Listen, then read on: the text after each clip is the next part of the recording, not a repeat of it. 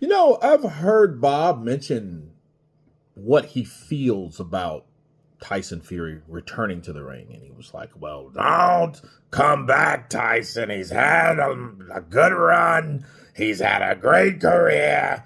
And I don't want to see him take any more punishment. So, no. That's one thing. That's an opinion.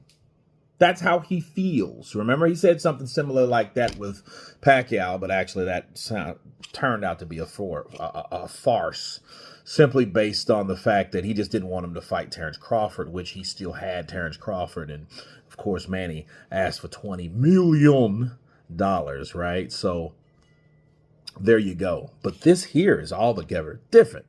This is altogether different. This here is like him saying now, he'll never fight again. That looks like more of a control or a demand, something imperative, right? Doesn't seem like something that he thinks no more. It seems like something that he's willing to enforce.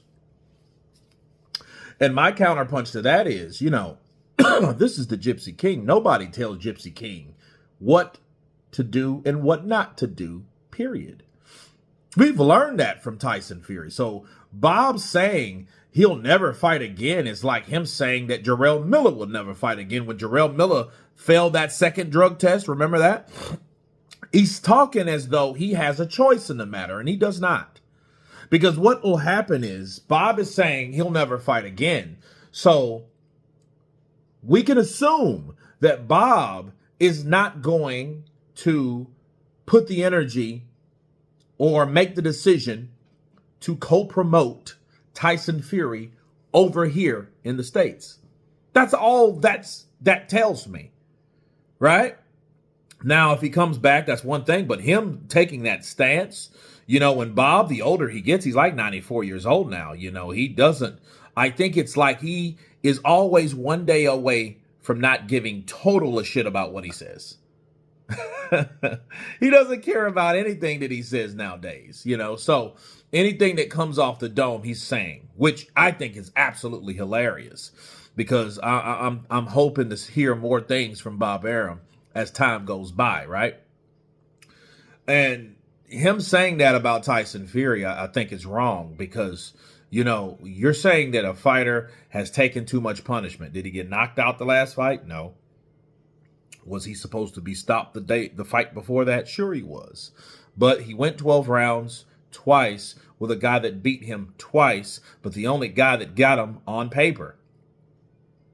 Sure, the Wilder fights were entertaining and they had some oohs and ahs, but, again, did that warrant him to retire forever? Tyson said that, but it didn't mean that Bob Arum should have agreed with him. You know what I mean? Because there was really no fight, honestly, besides the Otto Weiland fight where he took the 3 tiger scrapes and claw scratches across his face. Other than that, he's had a pretty, easy career. So I don't know where this he's taking too much punishment shit comes from. That one punch here and there from Wilder, is that enough to cause a guy that's supposed to be the best fighter that came out his mother's vajayjay out of the business forever? I think not. No. If Tyson wants to come back to the sport, he can come back if he wants to, not because a promoter tells him to. That's my issue. Because it seems like Bob is saying like, hey, he'll never work again. Says who? You? Who are you to tell Tyson Fury what to do with his mind, body, and spirit moving forward? Just because you were a promoter doesn't mean much, does it? But you guys tell me what you think of Bob Arum and what Bob Arum meant by those statements that he made towards Tyson Fury. Of course, please subscribe. And you guys been Counterpunch. Peace!